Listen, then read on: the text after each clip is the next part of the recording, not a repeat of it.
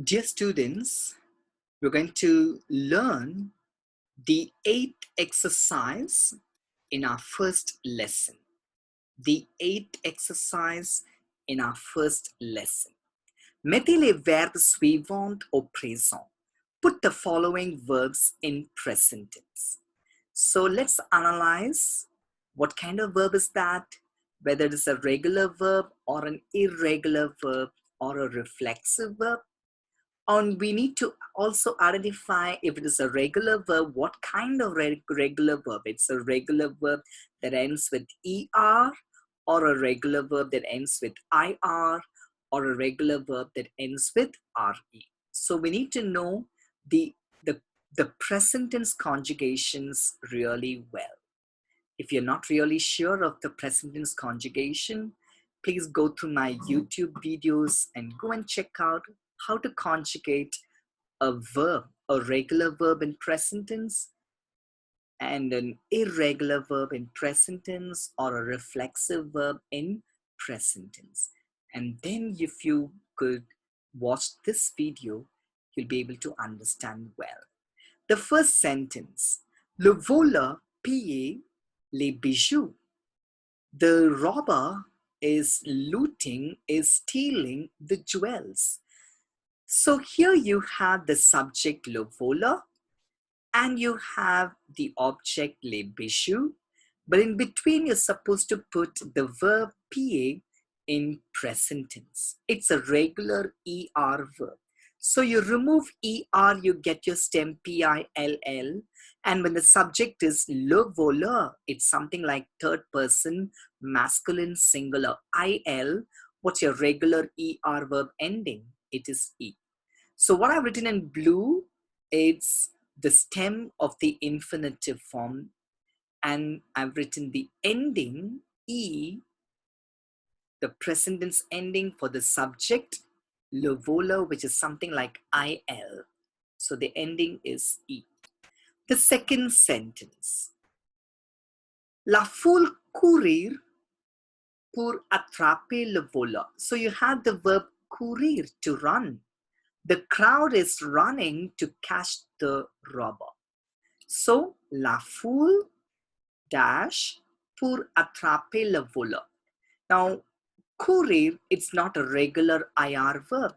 It's an irregular verb. So when the subject is la foule, it's feminine singular. It's something like the subject pronoun ELLE. So when the subject is, it's something like ELLE, your irregular verb courir will be written with this spelling. In present tense, it is COURT. The third sentence, elle perd beaucoup de temps à regarder la télé. She wastes a lot of time watching the television. She wastes a lot of time watching the television. So here you see we have put the subject and the remaining part of the sentence, but in between you have a space to put the verb perdre, which is a regular RE verb. You remove RE, you get your stem PERD, and when the subject is L, what is your regular RE verb ending? It's nothing. So your final spelling of the present tense spelling of the verb perdre for subject L, it is PERD. The fourth sentence, le chauffeur conduit la voiture à toute vitesse. The driver is driving the car at a high speed. So here we have the subject le chauffeur, and we know we have written the remaining part of the verb of the sentence. But in between these two parts, you need to put the verb. The verb is conduire. It's not a regular RE verb. It's an irregular verb. Le chauffeur is masculine singular. It is something like IL. So what is your present tense conjugation of this irregular verb conduire? It is CONDUIT. The fifth sentence, le témoin appelle une ambulance pour emmener le blessé à l'hôpital. The witness, the one who has witnessed the accident, He calls for an ambulance in order to take the wounded to the hospital, in order to take the one who got hurt to the hospital. So here you put the subject and you put the remaining part of the verb of the sentence. But the verb appelé, it looks like a regular ER verb, but it is an irregular verb. When you remove ER, you get your stem APPEL. How many L's are there in the stem? Only one L. And like a regular ER verb, you put the ending E because the subject is le témoin, which is masculine singular. It's something like IL. But can you see, before putting the ending E, you need to double the final consonant L and then put an E. In the actual infinitive form, you don't have two L's, you have only one L. But here, we